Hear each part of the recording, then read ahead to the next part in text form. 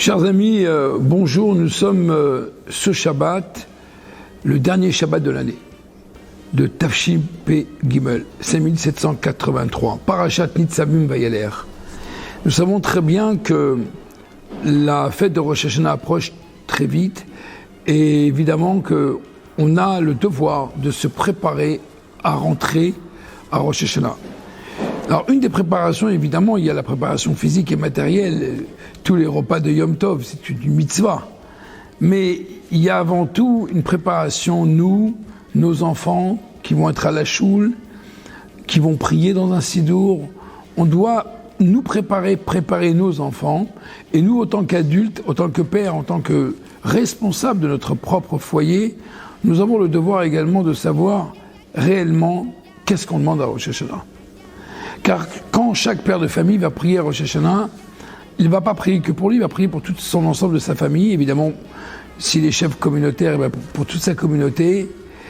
Et il est important de connaître qu'est-ce qu'on doit réellement demander et comment avoir une vision du monde pour la nouvelle année. Déjà, avant tout, il faut savoir que Rosh Hashanah est un jour de Yom Hadin, un jour de jugement. Alors quand on dit le mot de jugement, évidemment, ça fait un peu peur. C'est notre jugement à chacun de nous, à chacun dans le monde entier. Tout le monde est jugé. C'est là où Dieu va décider la parnassa, la santé, les enfants, les mariages. Tout va être décidé à Rosh Hashanah.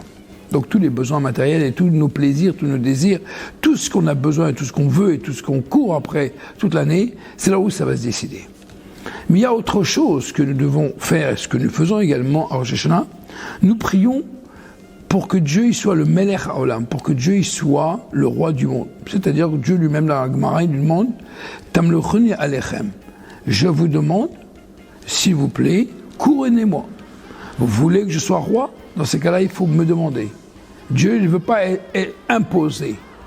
La première année de la création du monde, il n'y avait pas, l'être humain n'existait pas. Donc c'est Dieu qui avait envie de créer un monde.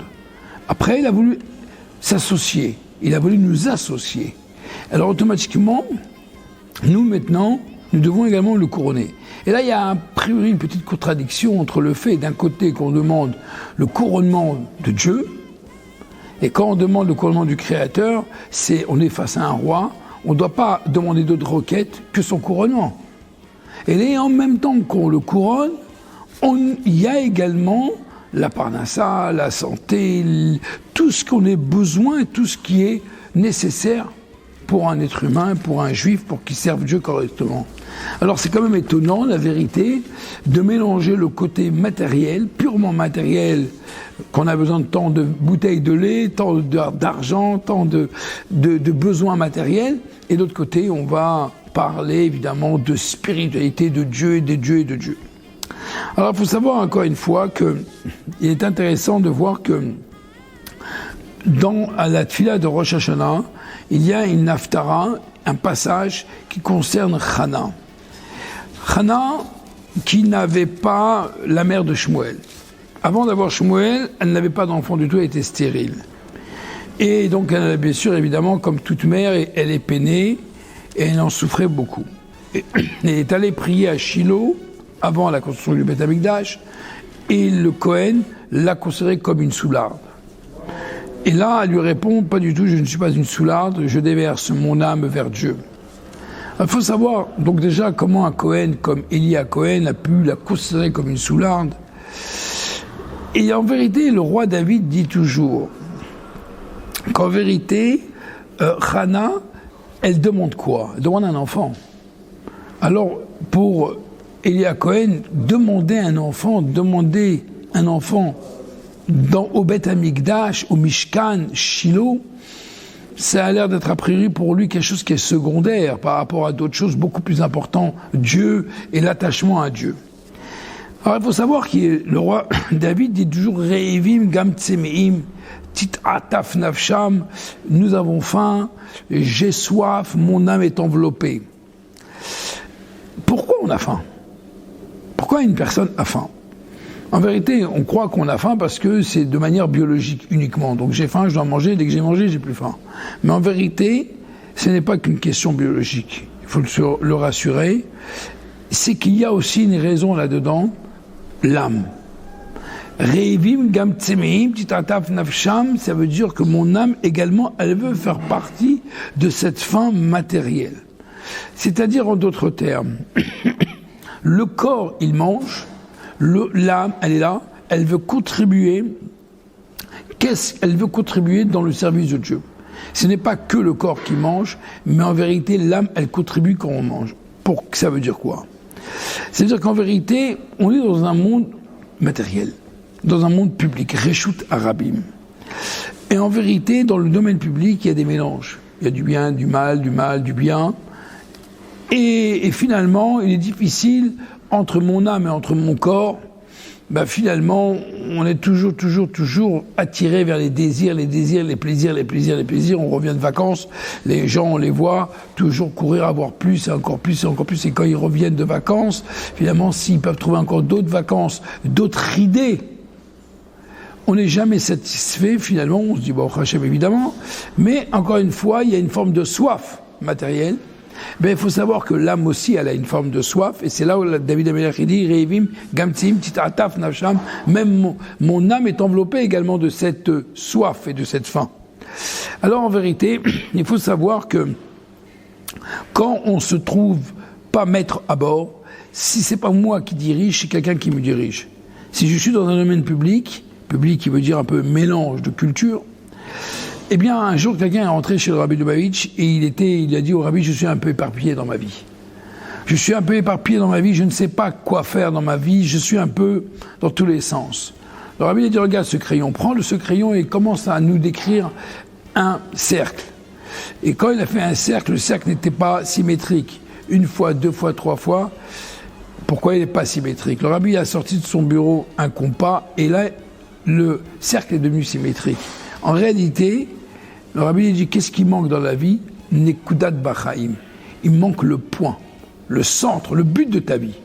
Quand quelqu'un il connaît le but de sa vie, eh bien automatiquement, la famille, la parnassa, le manger, tout ça, ça devient automatiquement un outil pour servir Dieu. Quand quelqu'un il a un but, manger, boire, aller en vacances, sortir, tout ça devient un but intrinsèque avec mon âme. Ce n'est pas séparé. Quand quelqu'un n'a pas un but, comme le compas, comme il n'a pas un point central, il ne sait pas où aller, il ne connaît pas quelles sont les règles, automatiquement, il peut faire autant de choses, il ne sera jamais rassasié. Par contre, quand quelqu'un il sait qu'il a un travail, il a une mission, il a un point au milieu, eh bien, en ces cas-là, on peut demander à Dieu tous les outils pour qu'on puisse le servir. Évidemment, on ne peut pas servir Dieu si on n'a pas les moyens de le servir. Quelqu'un qui n'a pas les moyens de s'acheter une paire de tefilines, il ne peut pas mettre de tefilines. Quelqu'un qui n'a pas les moyens de manger kasher, comment voulez-vous qu'il mange kasher? Quelqu'un qui n'a pas les moyens d'étudier la Torah, comment voulez-vous qu'il étudie la Torah?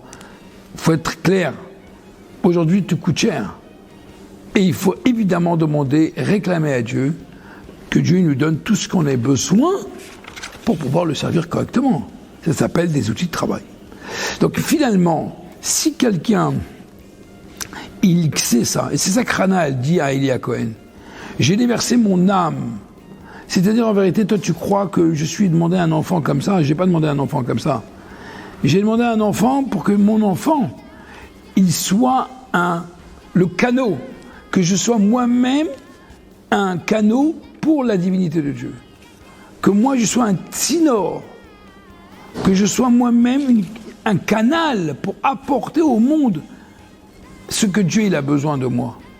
Lorsque Hana a demandé un enfant, elle a justement eu Shmuel qui est équivalent à Moshe et Aaron. Donc pour vous dire que finalement, elle n'a pas demandé un enfant uniquement pour un enfant. On ne demande pas à manger pour manger uniquement pour satisfaire ses besoins physiques et matériels. Ce n'est pas uniquement que des loisirs, plaisir. Il faut savoir, les amis, que une des raisons pour laquelle, pourquoi nous, le peuple juif, on a été exilés.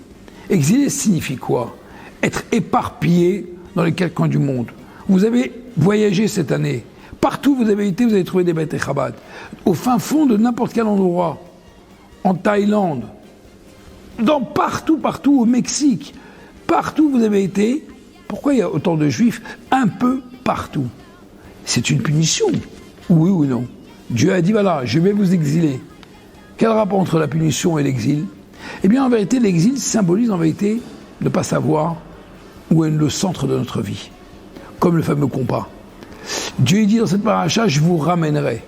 Je vous ramènerai à partir du moment que nous savons exactement ce que nous devons faire. Au moment où nous saurons ce que nous devons faire réellement, quel est notre projet, quel est notre objectif, quelle est notre mission, Dieu nous ramènera sur notre terre. Et c'est ça, en vérité, ce que Hannah répond à Eli Cohen. Elle n'était pas du tout saoule, mais elle était consciente comme quoi qu'elle demandait un enfant pour qu'il puisse servir Dieu et pour, au contraire, qu'il soit celui qui est être le Shmuel Hanavi, qui a nommé David Ameler et Shlomo Ameler, etc., etc. Que Dieu fasse que, dans l'idée de Rosh Hashanah, il faut demander la matérialité, il faut couronner Dieu, mais il faut savoir que tout le matériel que Dieu va nous donner, il est venu uniquement pour qu'on puisse servir Dieu. C'est pas l'inverse. C'est pas que je prends le matériel et si il me reste un peu encore, alors je vais l'utiliser pour une mitzvah. Mais pas du tout. Et Dieu nous a donné une main, un bras pour mettre les tefilines. Le bras, il est venu pour les tefilines. Et quand on est conscient de cela, bien automatiquement, on ne sommes plus addicts à tous les désirs qui ne sont a priori parfois pour aucun intérêt. Que Dieu fasse que notre sens de vie, cette année, si Dieu veut, 5784, eh bien, soit dans un sens, comme le Rabbi dit toujours, dans un sens réellement consacré au service d'Akadosh Baruch Hu, matériellement et spirituellement, et bonne année.